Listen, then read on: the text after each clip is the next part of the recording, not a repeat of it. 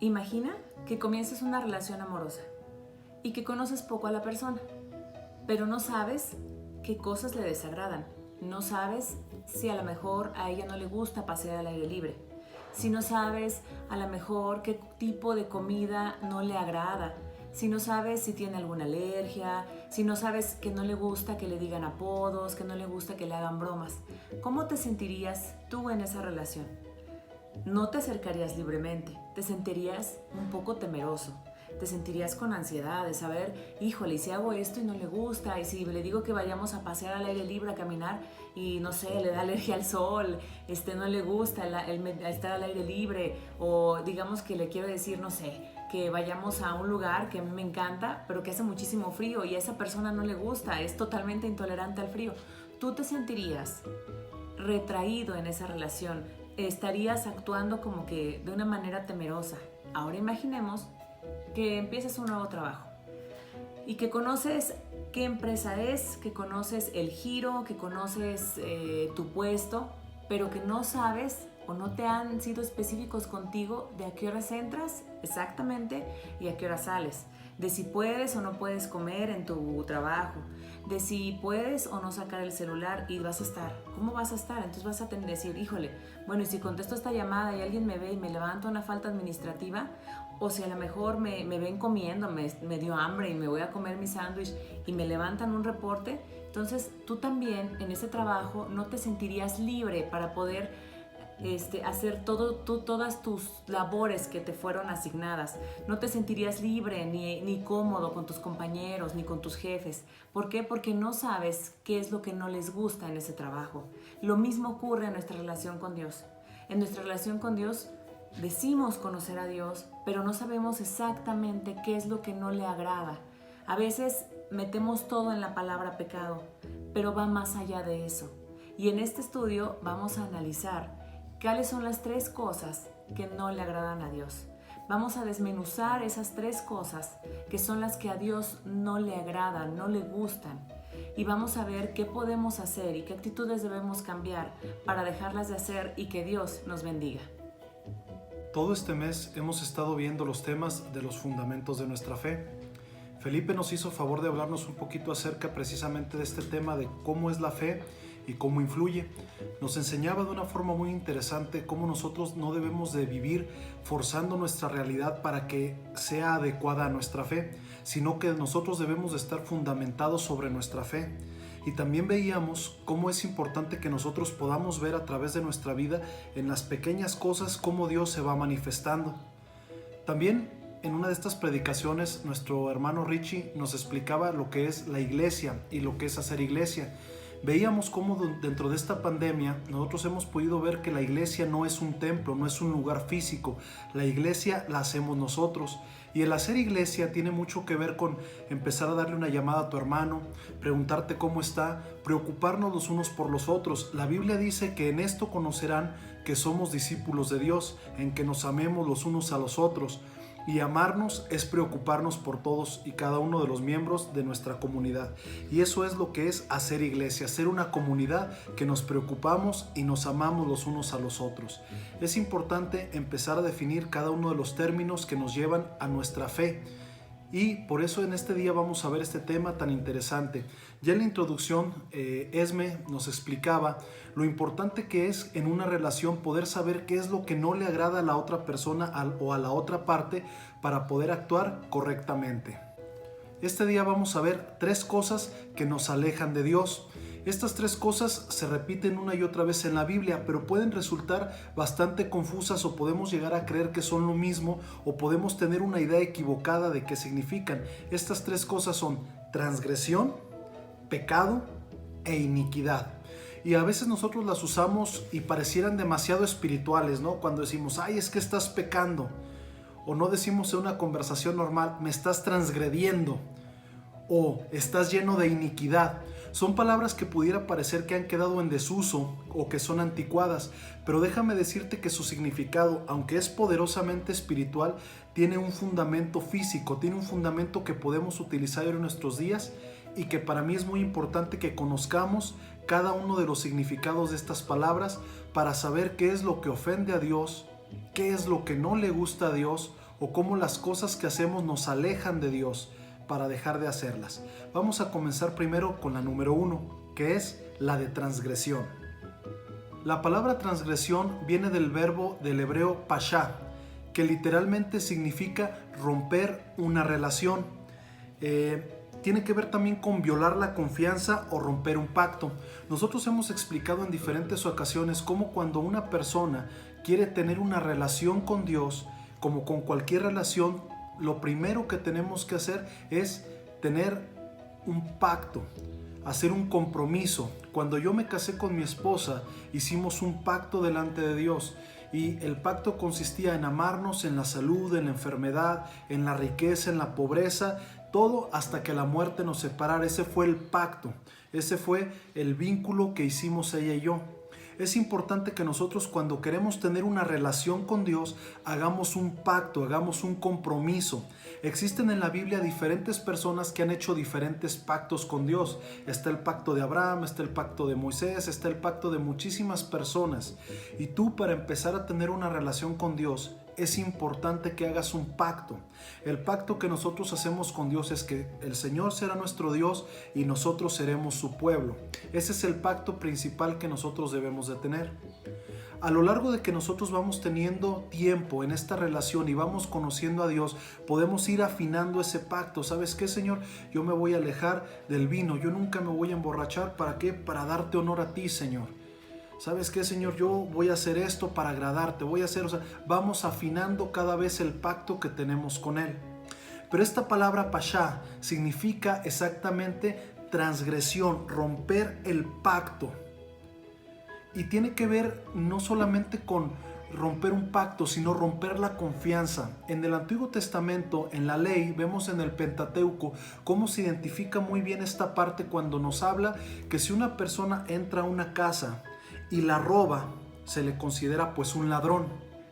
Pero si esa persona entra a la casa de un vecino o de un familiar o de alguien que lo invitó y se roba algo, ahí se da el pashá, es romper la confianza de una persona. Cuando tú estás robándole algo, estás rompiendo la confianza, estás haciendo una transgresión y la confianza ya no vuelve a ser la misma. Hay una ruptura de esa relación íntima que tenías con la persona.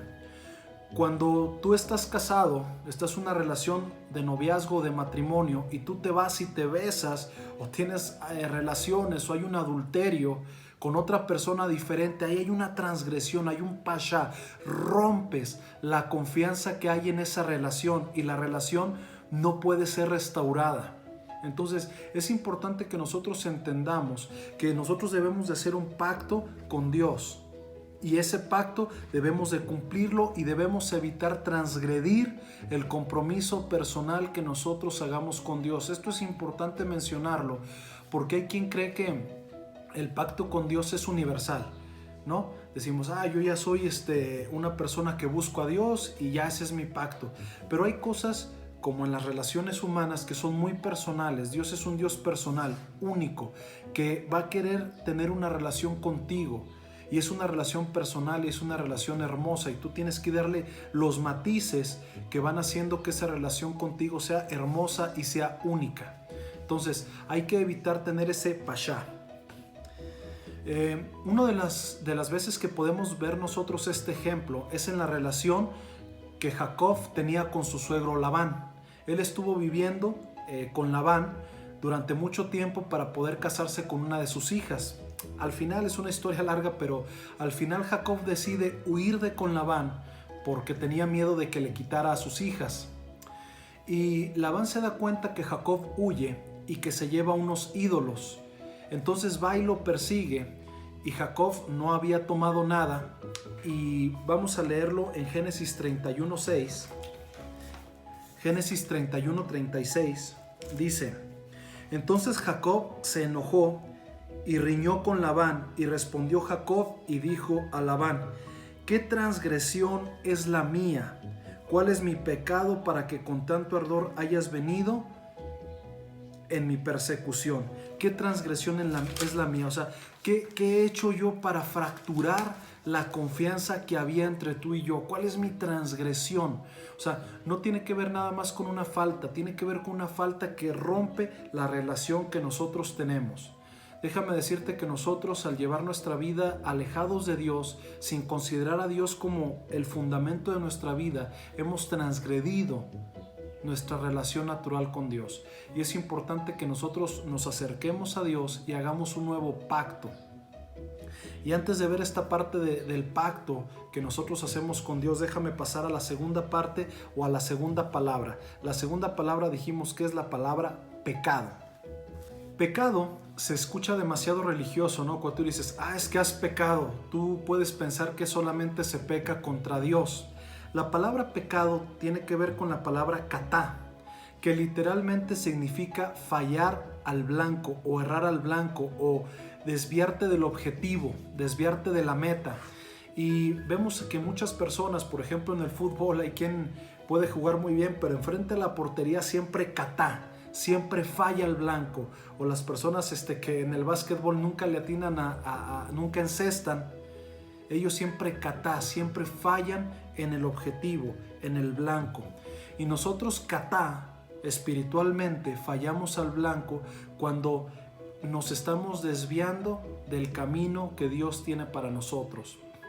Ahora, aquí viene la pregunta interesante. ¿Cuál es el camino que Dios tiene para mi vida? ¿Cuál es el propósito? Nosotros en la montaña al inicio de año hicimos un compromiso y en enero estuvimos viendo el tema del amor de Dios y nos dimos cuenta cómo el principal objetivo de Dios para nuestras vidas es amar al Señor y a tu prójimo como a ti mismo. Dice la Biblia en muchísimas partes, si lo estudiamos, que este es el primer y más grande mandamiento, amar a Dios. Y el segundo es similar, que es amar a tu prójimo. Dice la Biblia que toda la ley, todos los profetas, toda la Santa Biblia se puede resumir en esto: amar a Dios y amar a tu prójimo como a ti mismo. Entonces, toda acción que nos aleja de este propósito de amar a Dios o amar a tu próximo, a tu prójimo, a la persona que está contigo, es katá, es errar a ese objetivo que nosotros tenemos. Nosotros podemos ver la importancia de amar a Dios y de amar a tu prójimo en una sola idea. Lo vemos desde los 10 mandamientos. Déjame resumirte los 10 mandamientos que tú puedes encontrar en el libro de Éxodo, capítulo 20. Está Génesis, después Éxodo, que es parte de los 5 principales libros de la Biblia. El primero es: no tendrás otros dioses. No tendrás otros dioses, solamente Jehová tu Dios. Esto es, no tendrás a tu trabajo como un Dios, no tendrás al dinero como un Dios, sino que Dios sea el principal en tu vida. Número 2, no te harás imágenes ni las adorarás. Número 3, no usarás el nombre de Dios en vano. Número 4, guardarás un día de la semana de reposo y lo consagrarás para Dios. Y estos 4 primeros mandamientos de la ley mosiánica, de la ley de Moisés, tienen que ver con Dios. Y qué interesante que los 6 que siguen no tienen que ver con Dios, tienen que ver exactamente con las relaciones interpersonales que tenemos. El 5, honrarás a tu padre y a tu madre. El 6, no matarás. El 7, no cometerás adulterio. El 8, no robarás.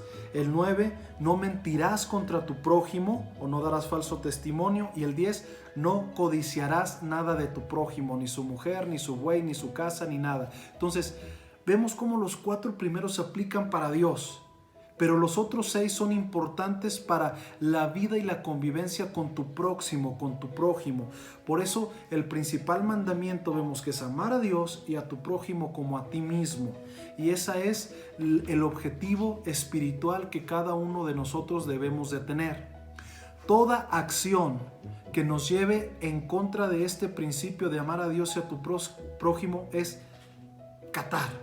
Es errar en ese objetivo, y eso es pecado. Y no es tan mágico, tan místico, tan espiritual. Estás pecando, estás errando al blanco. Acompáñenme por favor a abrir sus Biblias en Proverbios 19:2. Si no, aquí se los leo. Dice: el alma sin ciencia no es buena, y aquel que se apresura con los pies peca. Aquel que se apresura con los pies se va por otro camino. Esto es bien interesante que lo podamos nosotros entender, cómo cuando nosotros pecamos nos podemos ir por otro camino. Muchas personas dicen, es que pues a mí las personas no me caen bien. Mi relación con Dios está perfecta, pero mi relación con los demás no me interesa. Eso es catar, eso es irte por un camino equivocado, ¿sí? Lo podemos ver nosotros en Génesis 39, cuando José, hijo de Jacob de Israel, es vendido a Egipto. Y él está en la casa de Potifar, y la esposa de Potifar, viendo que él era un hombre guapo, se quiere acostar con él, quiere adulterar, quiere desviar, quiere hacer catar, quiere pecar. Y vamos a verlo, Génesis 39:9, la respuesta tan hermosa de José hacia esta mujer. Le dice, antes de huir corriendo para no hacerse el macho, dice: no hay otro mayor que yo en esta casa, le dice a la mujer, y ninguna cosa me ha reservado Potifar sino a ti, por cuanto tú eres su mujer. ¿Cómo pues haría yo este gran mal y pecar contra Dios? O sea, al pecar contra Potifar, José está aceptando que el pecar contra su hermano, contra su jefe, contra alguien que le abrió las puertas, es pecar contra Dios, es catar, es ir en contra de la voluntad de Dios, y eso nos haría transgredir la relación que tenía José con el Señor. Entonces es importante que nosotros entendamos que el fallar en honrar a un ser humano que es imagen a Dios es fallar en amar a Dios. Ahora vamos a la tercera parte de este estudio y con esto terminamos. Una cosa es catá, que es fallar al blanco una vez, pero cuando estás catá, falle, eso significa iniquidad, y la palabra para iniquidad se llama abón o abaá, que esto tiene que ver con estar torcido o estar doblado. Cuando tú empiezas a catá, errar al blanco, llega el momento en que tu camino está completamente torcido. Y esto es interesante porque déjame decirte que para la Biblia, bíblicamente el fin no justifica los medios. Tú no puedes justificar el tratar mal a una persona, porque es la sirvienta, porque es la muchacha, porque es un empleado que no obedece, que no ha hecho bien las cosas. Yo justifico todo lo que está pasando, la violencia, para un bien mayor de cambiar a la sociedad. Bíblicamente cada uno de nosotros tiene que cumplir el propósito de Dios para nuestras vidas. Tú no puedes decir que, es que yo engaño a mi mujer porque es horrible conmigo, no me quiere, no me hace cariños.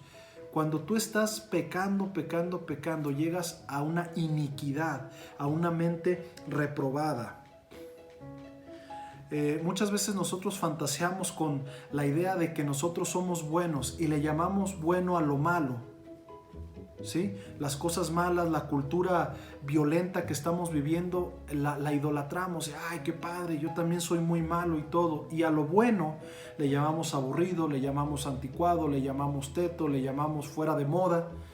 Pero déjame decirte que no importa cómo le llames, lo bueno es bueno. Y el seguir el propósito de Dios para tu vida y el no transgredir y el no pecar te alejan de la iniquidad, te alejan de desviar tu camino. Déjame decirte que la Biblia compara la iniquidad, el estar pecando constantemente, como un animal hambriento que te va a devorar si tú te dejas, y te vas a encontrar después de mucho tiempo en esta iniquidad, alejado del propósito de Dios, vacío, solo y arrepentido en tu vida, porque tu camino se fue desviando al tal punto que te perdiste. Y puede ser que ese camino tú digas, es que en este camino hay mujeres, en este camino hay riquezas, en este camino hay fama. Pero si no es el propósito de Dios, de amarlo a Él y a tu prójimo, te vas a desviar en esta iniquidad. En resumen, podemos decir que el pecado es fallar a la meta de amar a Dios y a los demás. La última parte de esta palabra de avá, que es iniquidad, no solamente tiene que ver con el desvío de tu camino, también tiene que ver con que hay una consecuencia de estar desviado. Aquí es cuando nosotros decimos que Dios te perdona tu pecado, te perdona que tú falles al blanco. Pero lo que Dios no te quita es tu avá, la consecuencia de tu iniquidad, la consecuencia de estar haciendo las cosas mal. Déjame decirte que la única forma en que tú puedes regresar y no pagar la consecuencia de tu avá es cuando haces un nuevo pacto y cuando decides ya no transgredir ese pacto y evitar el catá, dejar de pecar y definitivamente tener mucho cuidado en que la iniquidad nunca llegue a tu vida. Cuando tú haces un nuevo pacto, dice la Biblia que en Jesús tenemos un nuevo pacto y Pablo nos dice que así como el pecado entró por Adán a la humanidad, también por Jesús abunda la gracia. Y lo único que tenemos que hacer nosotros es entrar confiadamente delante de la presencia de Dios, haciendo un nuevo pacto de amor, de seguir al Señor, de amar a nuestro prójimo y evitar en la medida posible el catá, el estar pecando, para que nunca nos lleve a la iniquidad, al que nuestro camino esté torcido.